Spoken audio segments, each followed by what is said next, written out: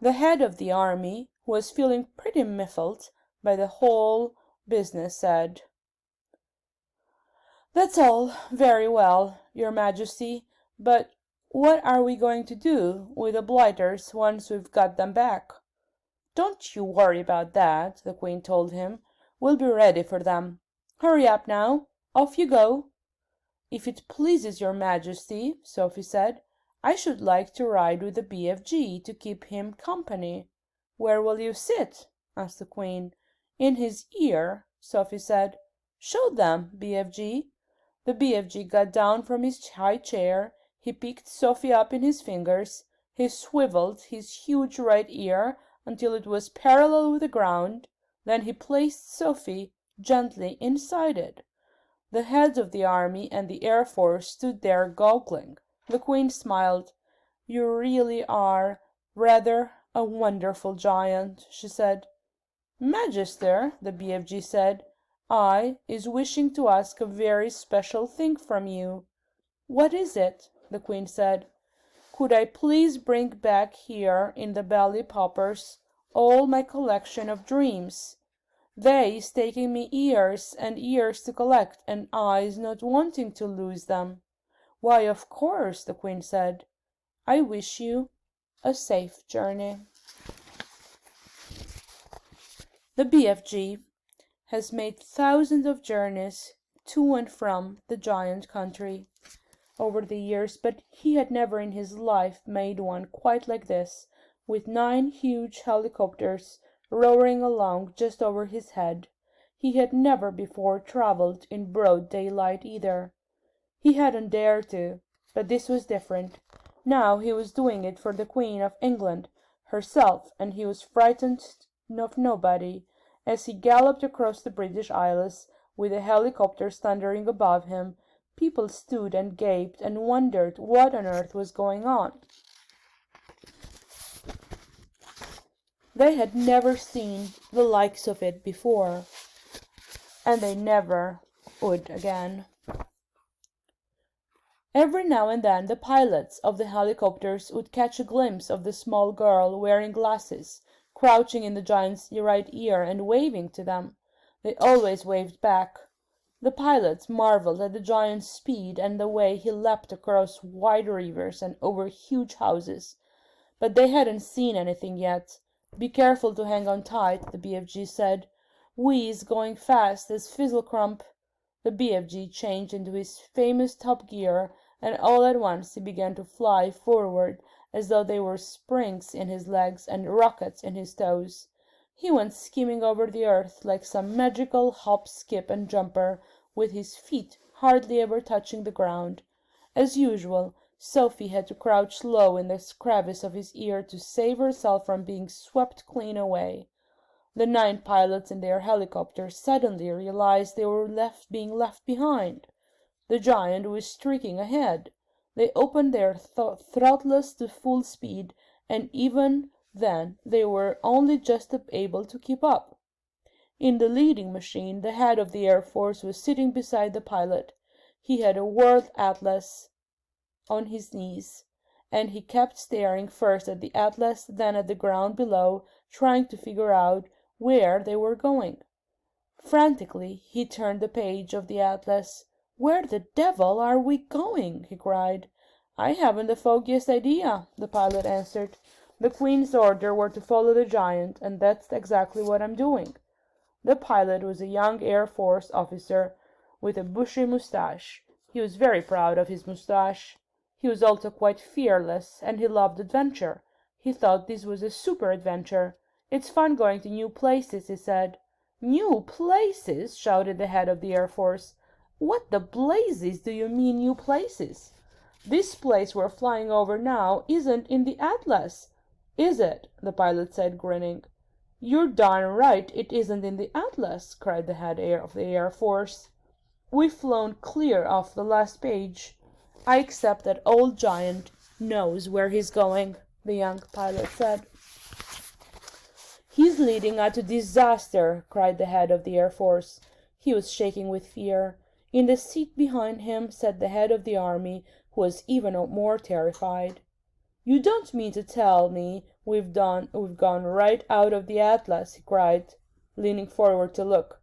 "That's exactly what I'm telling you," cried the Air Force man. "Look for yourself. Here's the very last map in the whole flaming Atlas. We went off that over an hour ago." He turned the page. As in all atlases, there were 2 completely blank pages at the very end. "So now we must be somewhere here," he said, putting a finger on one of the blank pages. "Where's here?" cried the head of the army. The young pilot was still grinning broadly. He said to them, "That's why they always put 2 blank pages at the back of the atlas. They are for new countries. You're meant to fill them in yourself." The head of the Air Force glanced down at the ground below. "Just look at this God-forsaken desert," he cried. "All the trees are dead, and all the rocks are blue." "The giant has stopped," the young pilot said. "He's waving us down." The pilot throttled back the engine, and all 9 helicopters landed safely on the great yellow wasteland. Then each of them lowered a ramp from its belly. 9 jeeps, one from each helicopter, were driven down the ramps. Each jeep contained 6 soldiers and a vast quantity of thick rope and heavy chains. "I don't see any giants," the head of the army said. "The giant is all just out of sight over there," the BFG told him. "But if you is taking these slosh-buckling, noisy belly poppers any closer, all the giants is waking up at once, and then pop goes the whistle." "So you want us to proceed by jeep?" the head of the army said. "Yes," the BFG said, "but you must all be very, very hushy quiet. No roaring of motors, no shouting, no mucking about, no pickery-jockery." The BFG, with Sophie still in his ear, trotted forward, and the jeeps followed close behind. Suddenly the most dreadful rumbling noise was heard by everyone. The head of the army went pea-green in the face. "Those are guns!" he cried. "There is a battle raging somewhere up ahead of us. Turn back, the lot of you! Let's get out of here." "Pig's piffle," the BFG said. "Those noises is not guns. Of course there are guns," shouted the head of the army. "I'm a military man, and I know a gun when I hear one. Turn back." "Those is just the giants snortling in their sleep," the BFG said. "I is a giant myself, and I know a giant snortle when I is hearing one." "Are you quite sure?" the army man said anxiously. "Positive," the BFG said. "Proceed cautiously," the army man ordered. They all moved on. Then they saw them. Even at a distance, they were enough to scare the daylights out of the soldiers. But when they got close and saw what the giants really looked like, they began to sweat with fear. 9 fearsome, ugly, half-naked, 50 feet long brutes lay sprawled over the ground in various grotesque attitudes of sleep, and the sound of their snorting was indeed like a gunfire in a battle. The BFG raised a hand. The jeeps all stopped. The soldiers got out. "What happens if one of them wakes up?" whispered the head of the army, his knees knocking together from the fear. "If any of them is waking up, he will gobble you down before you can say neck jive," the BFG answered, grinning hugely. "Me is the only one what won't be gobbled up, because giant is never eating giants. Me and Sophie is the only safe ones, because I is hiding her if that happens." The head of the army took several places to the rear. So did the head of the Air Force. They climbed rather quickly back into their jeep, ready to make a fast getaway if necessary. "Go forward, men," the head of the army said. "Go forward and do your duty bravely." The soldiers crept forward with their ropes and chains. All of them were trembling mightily. No one dared speak a word.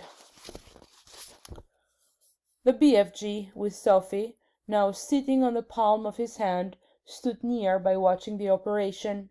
To give the soldiers their due, they were extremely courageous. There were 6 well-trained, efficient men working on each giant, and within 10 minutes 8 out of the 9 giants had been tossed up like chickens, and were still snoring contentedly. The 9th, who happened to be the flesh lump eater, was causing trouble for the soldiers because he was lying with his right arm tucked underneath his enormous body. It was impossible to tie his wrists and arms together without first getting that arm out from underneath him. Very, very cautiously the 6 soldiers, who were working on the flesh lump eater, began to pull at the huge arm, trying to release it. The flesh lump eater opened his tiny, piggy, black eyes.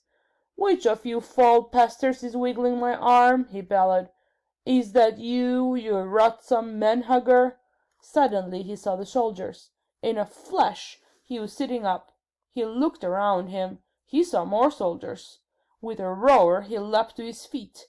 The soldiers, petrified with fear, froze where they were. They had no weapons with them. The head of the army put his jeep into reverse.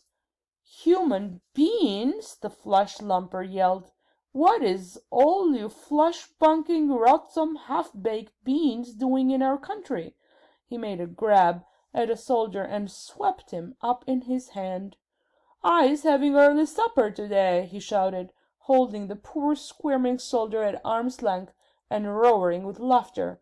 Sophie, standing on the palm of the BFG's hand, was watching, horror-struck. "Do something!" she cried. "Quick, before he eats him! Put that human being down!" the BFG shouted. The flesh lump eater turned out and stared at the BFG. "What is you doing here with all these grotty twiglets?" he bellowed. "You is making me very suspichy." The BFG made a rush at the flesh lump eater, but the colossal 54-foot-high giant simply knocked him over with a flick of his free arm. At the same time, Sophie fell off the BFG's palms onto the ground.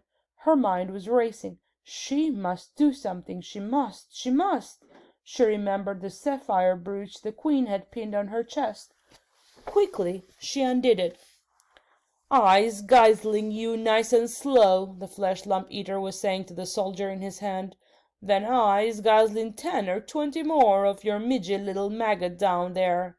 You is not getting away from me, because I is galloping 50 times faster than you."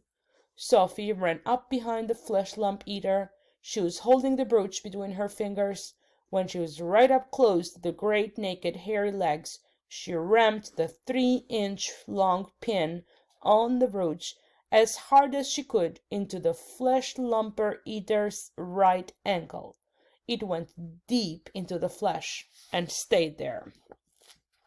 The giant gave a roar of pain and jumped high in the air. He dropped the soldiers and made a grab for his ankle. The BFG, knowing what a coward the flesh lumper eater was, saw his chance. "You is bitten by a snake," he shouted. "I seed it biting you. It was a frightsome, poisonous viper. It was a dreadly dangerous windscreen viper." "Save our souls!" bellowed the flesh lump eater. "Sound the crumpets! I's bitten by a suptitious, venomous windscreen viper." He flopped to the ground and sat there, howling his head off and clutching his ankle with both hands. His fingers felt the brooch. "The teeth of the deadly viper is still stick on me," he yelled. "I's feeling the teeth sticking into my ankle that." The BFG saw his second chance. "We must be getting those viper teeth out at once. Otherwise you is deadier than duck soup. I is helping you." The BFG knelt down beside the flesh lump eater. "You must grab your anklet very tight with both hands," he ordered. "That will stop the poisonous juices from the venomous viper going up your leg and into your heart." The flesh lump eater grabbing his ankle with both hands. "Now close your eyes and grittle your teeth and look up to heaven and say your prayers while I is taking out the teeth of the venomous viper." The terrified flesh lumper did exactly